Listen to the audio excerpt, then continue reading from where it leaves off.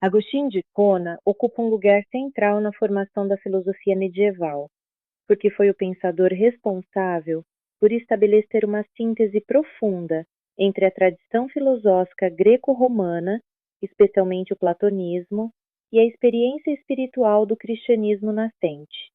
Vivendo entre os séculos IV e V, num período de transição marcado pela crise do Império Romano e pela consolidação cultural do cristianismo, Agostinho construiu uma reflexão que não apenas influenciou a teologia medieval, mas também moldou a própria maneira ocidental de pensar a interioridade humana, o tempo, a verdade, o mal e a relação entre razão e fé.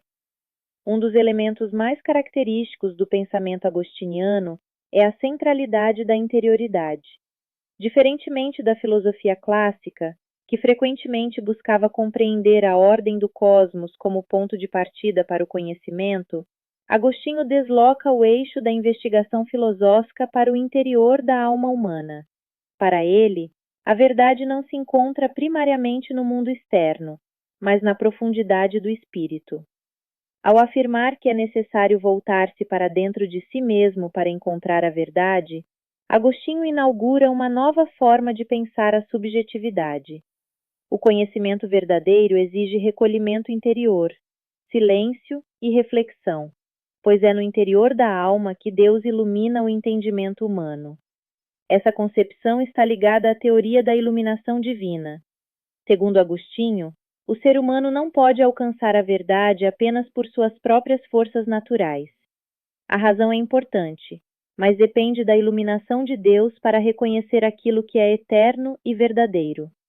Assim como os olhos precisam da luz para enxergar os objetos, o espírito precisa da luz divina para compreender a verdade. Essa ideia não significa negar o valor da razão, mas situá-la dentro de uma relação mais ampla com a fé. Para Agostinho, fé e razão não são opostas. Ao contrário, a fé orienta a razão e a razão aprofunda a fé. Crer é um caminho para compreender, e compreender fortalece o ato de crer.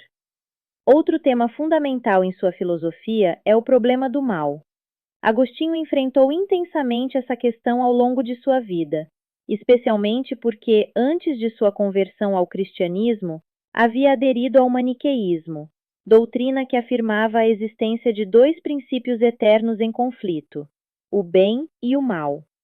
Ao abandonar essa posição, Agostinho formulou uma solução original. O mal não é uma substância, nem possui existência própria. O mal é a ausência de bem, uma privação, uma desordem da vontade.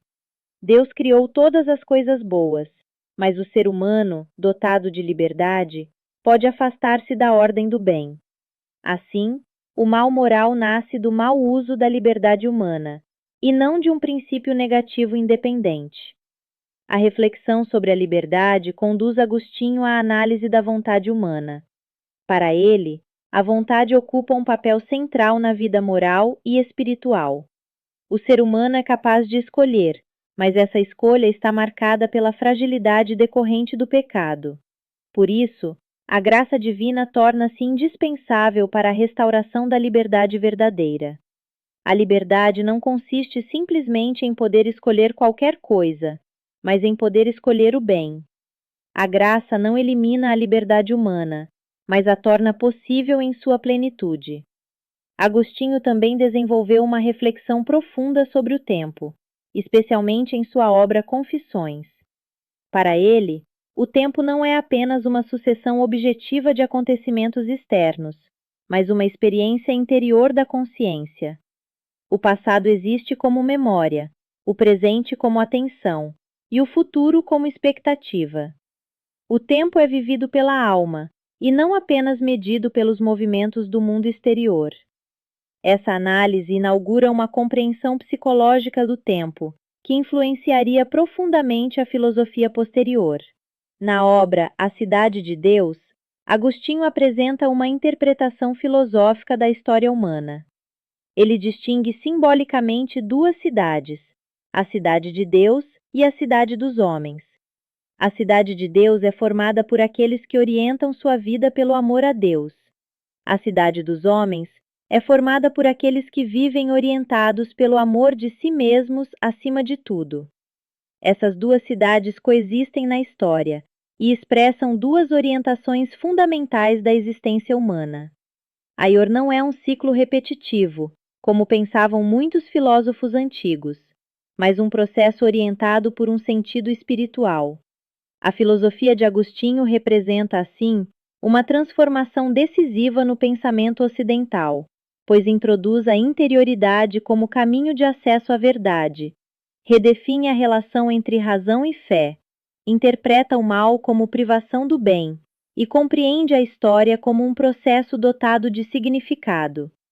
Sua obra estabelece as bases da filosofia cristã medieval e permanece como uma das expressões mais profundas da reflexão sobre a condição humana, diante do mistério da verdade e da transcendência.